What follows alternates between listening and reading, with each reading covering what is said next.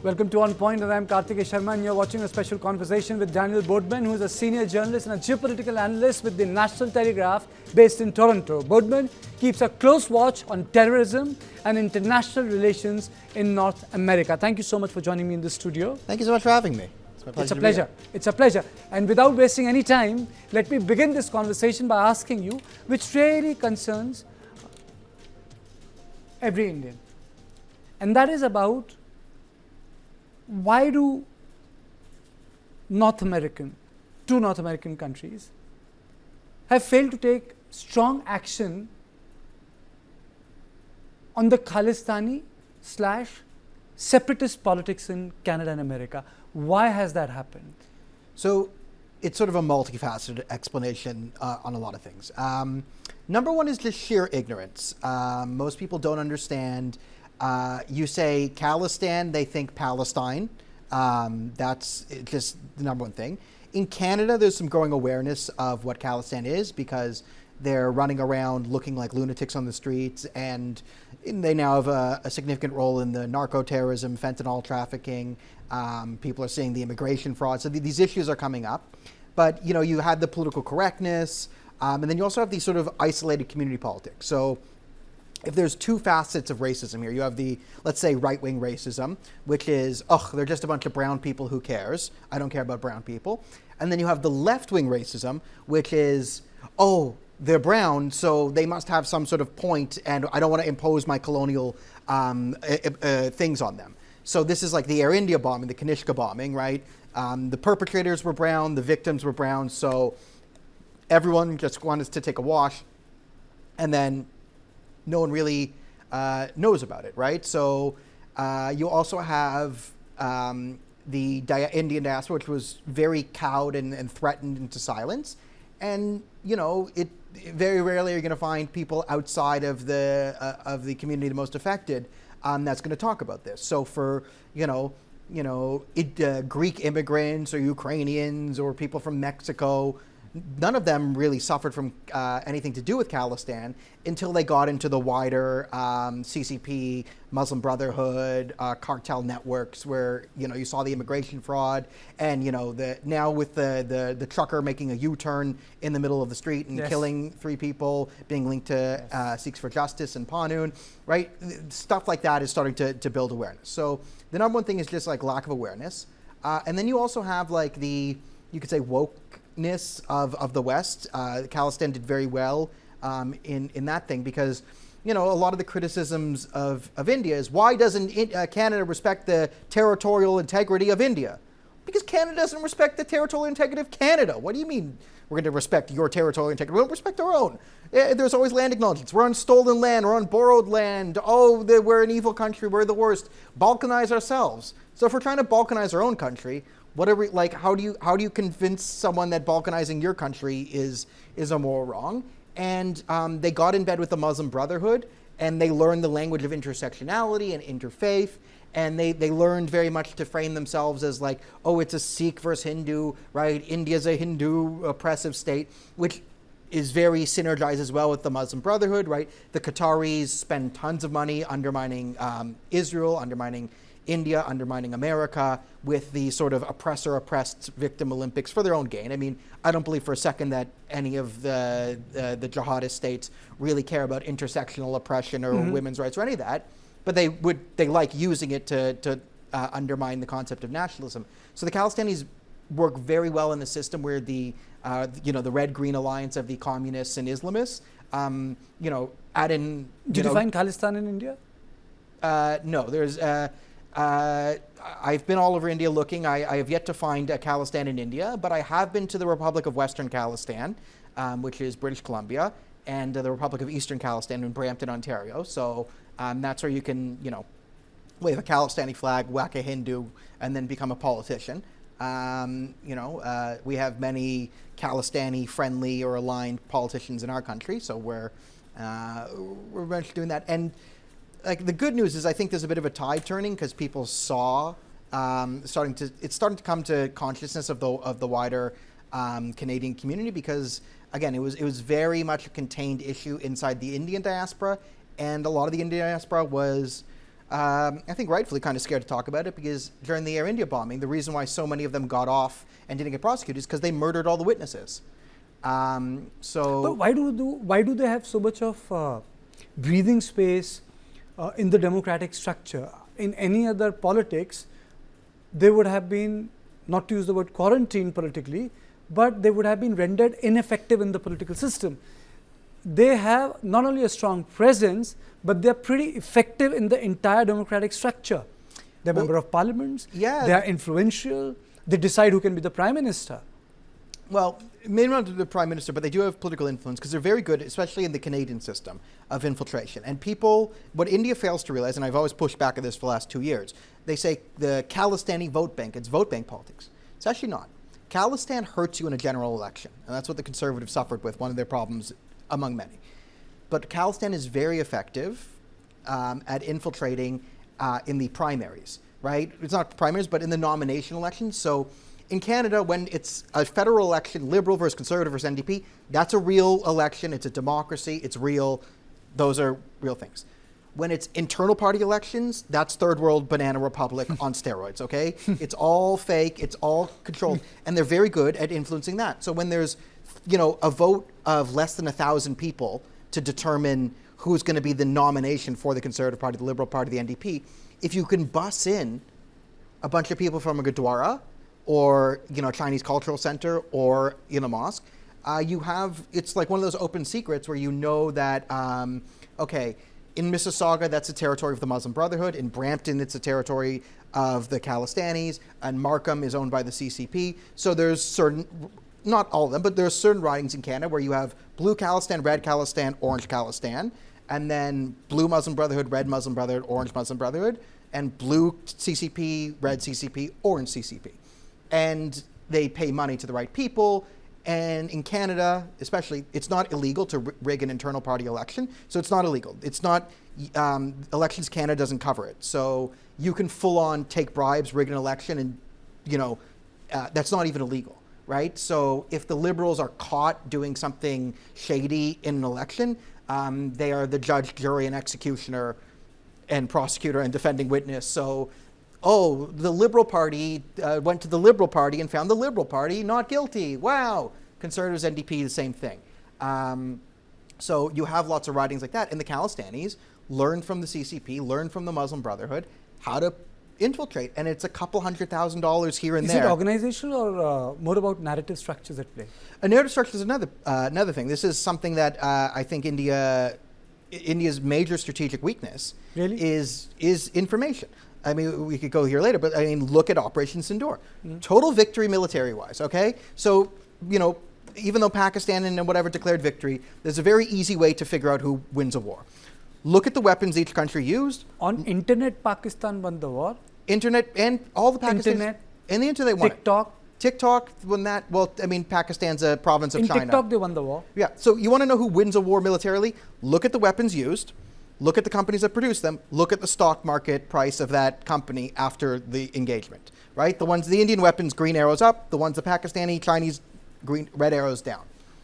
But why is Pakistan able to declare victory in all this? Because the Indian narrative is self-contained within India and the Indian diaspora, and it doesn't leap over very well. Whereas the Pakistanis realized Pakistani philosophy is... Are you saying Indian diaspora is inward-looking? It's very inward-looking, It's failing to connect with the larger narratives present in the Western society? Yeah, and I think, a lot of Indian Canadians watch more Indian news than Canadian news. Now, I don't blame them because Canadian news isn't great, but there's still, India's a very strong thought, and you can be blind to it because there's 1.4 billion Indians, you add in the diaspora. It's a great market, right? It's a great market. So financially, you don't really need to look outside of it too much. And it's a power, but it does a very poor job of connecting in the wider Western narrative. And I think that's kind of where you see some of the miscommunications happening. And I think that's the strategic weakness because Pakistan just pays a bunch of people at the Washington Post, at the New York Times. All the Qatari operatives, all the Chinese... Pakistan could just glom onto them, throw a few extra bucks here or there, pay people in the West to like them for it. So you have, Pakistan, you have, TV News9, you have India Today. You don't have Pakistan Today doing anything, but instead of that, you just bribe someone at the Washington Post to be on Are we guys better off without Trudeau? No pun intended. Yes. Yes. Yeah. Sincerity. Sincerity, like, you can argue Mark Carney is philosophically not that different from Justin Trudeau, and he's kind of glossed it over so he can potentially do more damage. The ties nosedived. Sorry? The ties nosedived when the Trudeau was the Prime Minister. Yeah, I mean, our ties India-Canada are better off. I mean, it can't get worse, okay, than the Trudeau-Jagmeet coalition. Things can't get worse. Will they get better? Despite both being democracies, despite both being liberal democracies. But again, this is sort of the problem because, okay, here's the problem India and Indian diaspora faces, and like I'm sure you've covered some of the growing extreme anti-Indian racism going, and Indians will say things like, we don't commit crimes, we're the great democracy, we pay tons of taxes, look at our this, low crime rate, high tax rate, what's the problem? The expression is the squeaky wheel gets the grease. The Indian diaspora is never out there complaining, threatening people, demanding this, and that. They're kind of just integrated and going about their lives. But then you have the anti-Indian diaspora, or, it's the same anti-Israel people, and it's the same usually anti-Western people. It's kind of all glommed together. I think it's, is it more about the behavior, the way India has risen in last 20, 25, 15 years, the way economy has grown, and perhaps some countries are used to India being in a certain way, less assertive. Now India is more assertive in certain ways. It's more vocal when it comes to foreign policy. Jaishankar says that it's about strategic autonomy. Europe's war is not India's war in context of Ukraine. So maybe it's not being appreciated. Yeah, I mean, as India gets more assertive, it'll have more geopolitical dominance, right? I mean, you look at, and I think India was kind of forced by Trump into standing a little bit taller, and then it got when India pushed back, it got more, right? So. I do think there's a bit of it. I think, in general, and I think this is a criticism of both sides. I'm going to criticize both. I think Western foreign policy towards India and wider South Asia hasn't been updated since the fall of the Soviet Union. Right? We're still it just hasn't been updated. I think we're still, again, not aligned. It has not been dehyphenated from Pakistan. That's number one. There you go. Right? Again, there's. And fundamentally, when the Cold War ended, all geopolitics shift, and the focus was on Europe and realignment. South Asia was kind of just left on there. So I still think we have, it needs to be updated. And in a sense, I think India's talking, it's a non-alignment. Well, non-alignment is a Cold War strategy, right? That's also, right? And if India wants to claim that they have a special relationship with Russia because 1971 and the Bangladesh, okay, I get that, but. You can't be non-aligned and then be also friends with Russia. Are you saying the multipolarity is not going to work? No, multipolarity, it's doomed to fail because no one actually believes in multipolarity. You can be frank about it. Do you think that the global south multipolarity, they're good on paper, not going to work when it comes to real brass tacks of diplomacy? Exactly.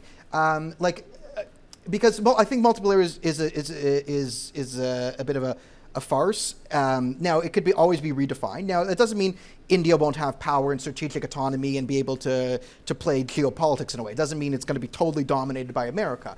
But I think that sort of the philosophy of multipolarity, right? Because the Chinese don't believe in multipolarity. They use it as a means to undermine America. They believe in total Chinese world dominance. The Russians also don't believe in being... Russia also wants to be number one. Iran wants to be number one. They want to take over the world and have a caliphate. Saudi Arabia wants to stop the Shia caliphate and institute a Sunni caliphate. So no one really believes in multipolarity, except maybe India in some way. But India just has a sort of... I look at India as the most agile and flexible geopolitical country, right? They're very flexible, right? India doesn't sort of believe in allies. But again, it's sort of like, you build an RPG character. When you have high agility and high flexibility, that comes at the cost of, you could say, like right? If you get hit, it's a bit harder because you don't have strong allies and backing, right? So what you get, it's a bit of a, right? Everything's a give and take. There is no perfect strategy in geopolitics. There's right? It's a multi-dimensional, highly kinetic environment, right? So I think India focuses on high agility, as I call it, right? And it has some vulnerabilities, which is, there's a reason why India got hit with tariffs before China. Because, yes, China, hypocrisy, again, all that. But it was easier to whack India because India is sort of not, no one's going to back India right away because it doesn't have strong allies, right? And that's sort of a flaw in Indian things. Now, by not having all these strong allies, you also have less enemies. But the problem with India is you can be neutral, but you have enemies, right? One, Pakistan. I think everyone agrees Pakistan and India are enemies, right? So you have at least one enemy. Is China an enemy? I'd say yes. They want to take Himachal Pradesh, and they're lying about friendship. Like, they're going to try and take Himachal Pradesh at some point, or they want to. They're militarizing the Himalayas and all that. So why are they doing that? Because they eventually want to make a move. They want to be regionally dominant. Your neighbors, they want to dominate you. I'd say Qatar is an enemy because they're actively funding anti-Indian propaganda across the globe. So, India has enemies, and sort of hitting India with a random tariff. So are you saying that India needs to be part of a bloc, but India has never been part of any bloc. India has never been part of any military system alignment. No, I wouldn't say military bloc, but I think India needs to find some good friends, right? And India, I think India is smart in this. Like, India believes in bilateral relations, which I think is much more realistic than the European Union's a disaster, and you see the flaws in NATO, right? If you have a full bloc and if you get a full bloc to undermine Russia and the Soviet Union, it falls 20 years later. One leader in that NATO bloc becomes sympathetic to Russia, then you can't be kinetic and moving, right? So 2014, when Prime Minister Modi won the election, and became the Prime Minister, how has India's worldview changed? How do you view him? So it's dependent. Like, this is like one of those Rorschach. It's like a Rorschach for your own political politics. So I like to be a politics nerd, and I can look at the development aspect of India has gone way up, right? Post the fall of the Soviet Union, India's protectionist, socialist. When you have socialist economics, your country's going to be poor, because socialism brings poverty, except for the political class. When you liberalize your economy, when you give freedom to India, like UPI, right, has done an immense job at just reducing corruption and letting things flow. Productive infrastructure, not Chinese infrastructure where you're building infrastructure because it's infrastructure and you build a road in the mountains that goes nowhere. That's silly, right? But when you have highways that go from point A to point B, good, right? So for me, I look at India and I say, okay, I see the trend line, and one of the reasons the Western sort of apathy towards India, I think, is short-sighted, is India is on the up and up. Does it have challenges? Yes, right? Are there problems still? Yeah. But I see the trend line as going up. I see, especially with the lower taxes in this and that. And if there's one silver lining in the whole tariff thing, I think shocking India into maybe having some domestic free market reforms will be really, really good. Because again, look at Singapore. The rise to that. Singapore had to get in this, they have Malaysia who didn't even want them and kicked them out, but then is hostile to them. They have a port. They've managed to play China and America by just saying, hey, we need total economic freedom. It wasn't the most personal freedom, right? You can't chew gum. You have to have a haircut and all that. But I think there's a difference of size, shape, and democracy in Singapore. 100% the difference. But I'm just saying, Singapore granted immense pro-business economic freedom to do and managed to become a very If you ask me, I think Modi has done a fantastic job. One, there's a sense of order. Second, Prime Minister Modi has given a sense of stability. It's very important in context of post-colonial societies. Yeah. That's what they strive for. Any country which has undergone colonization strives for stability. He has done reforms not at the expense of poor. We have seen in the last 20 years the millions of people who have come out of extreme poverty. Yeah. And that's fundamentally Prime Minister Modi's achievement. And lastly, though it's tough and everyone knows it, the entire understanding which Prime Minister Modi has, that transformation from a service-based economy, idea to move towards a product-based economy, manufacturing MSMEs, has been tremendous. But bringing you back, South Asia has been rocked by a lot of Gen Z, young protests, starting from Sri Lanka. Now Islam is taking over Bangladesh, and the Gen Z protest that has taken place in Nepal. Where do you look at these protests? Were they domestic, or do you think that there was some outside push? Because people in India were they were surprised but the fact, the sort of closeness which Yunus continues to have with the Clinton Foundation. Yeah. And when he openly said that, look at this boy, he did this. And people said, well, we thought the people in the streets were doing a spontaneous protest. And Yunus was saying, he did this. So it's a lot of things. So Bangladesh and Nepal are different, right? So I definitely saw the hands of, you could say the globalists or whatever you want to call it, Clinton Foundation, supporting that. But don't take away from Jamaati Islami, which if you followed Bangladesh for 10 years were terrorizing people and chopping down dissenters with machetes in the streets.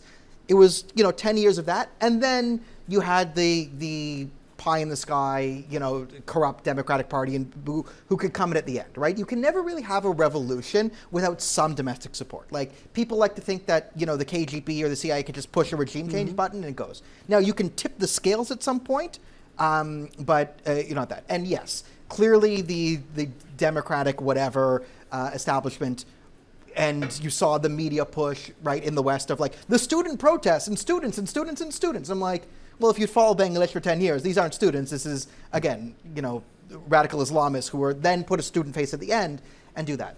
Whereas Nepal is a bit different because if you talk to Nepalis, and I know some Nepali Canadians, and I like to talk to people who they're actually kind of happy, and you talk to them left and right, and they go, this kind of needed to happen. Okay. And revolutions, again, people to go out on the streets and sort of when they hear that like they're getting shot, there needs to be a reason that drives actual people onto the streets. And why I think that India is not going to follow the Nepal thing, and I don't think you need to worry that much about it, and I think Rahul Gandhi's kind of off his rocker a lot on this, people will do a revolution.